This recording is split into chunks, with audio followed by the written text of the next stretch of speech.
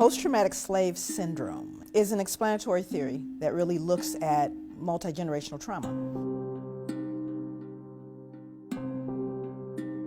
One of the things that's difficult for people is their first response is, oh my God, that happened so long ago. We're talking about people being captured, shipped, sold, beaten, raped, experimented on, and then you have to ask the question, did the trauma continue? Yes, so 300 years of trauma, no help, freed, no help, more trauma. If it's a sustained trauma, then the impact of that is also sustained. When we look at multi-generational trauma, we're looking at people who are maybe victims of natural disasters and their families and their children and generations of folks who have experienced war. And we know that there are residual mental, emotional, traumatic impact. And what I did was I started to look at the African American experience, starting with slavery, as a real clear, long enduring trauma. I started to see that there were clear connections between that survival behavior and contemporary living in African American experience.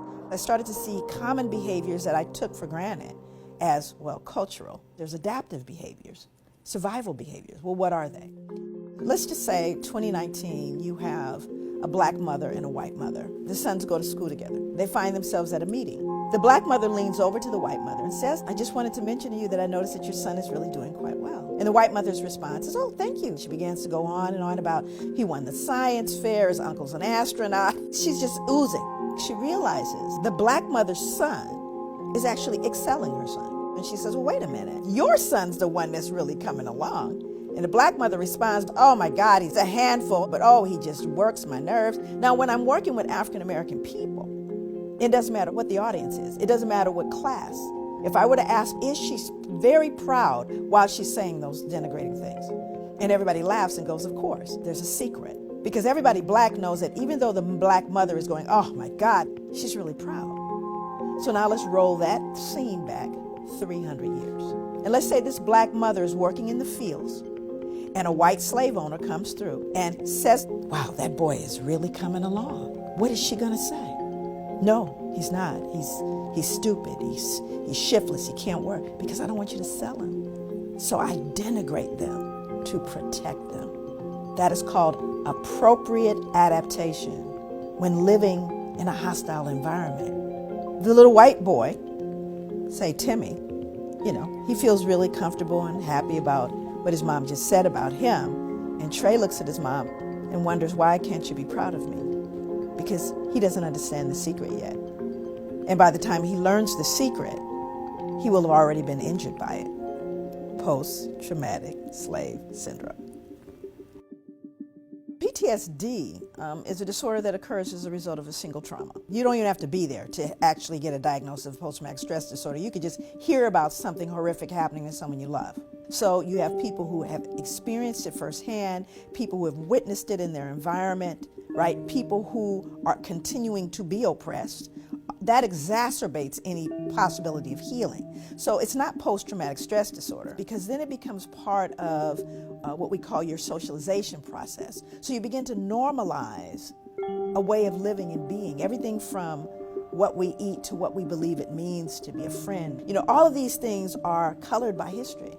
And if you don't understand it, you're going to fold in things that you've just assumed are normal. But post-traumatic stress disorder, exaggerated startle response, outbursts of anger, feeling of foreshortened future. There was a point where there were African American children in different urban settings that didn't expect to live to be adults because they saw so much death, that they started planning their funerals like at 13, 12, as young as 10. When you start looking at the simple biology, you start looking at the impact of stress on health. And while we look at general stress, we know finances, you have illnesses, all these different things. How about being black? How does factoring in being black in America impact your stress level and therefore your body's ability to operate its own immune system? Because we know it compromises the immune system. Once you understand it, then you can deal with it. Because you see, it's habitual. You're socialized. It becomes part of your being. So one of the ways you begin to address that multi-generational trauma is to work with the people it directly impacts, to hear from them. And when you give the people the information, they can use it. I think the first order of business is beginning to have a conversation. And the other is to educate the larger society. You have to stop the assault. So this is not purely a clinical thing. This requires social justice and change. That's where part of the healing is. It's not in a clinical setting or in a pill.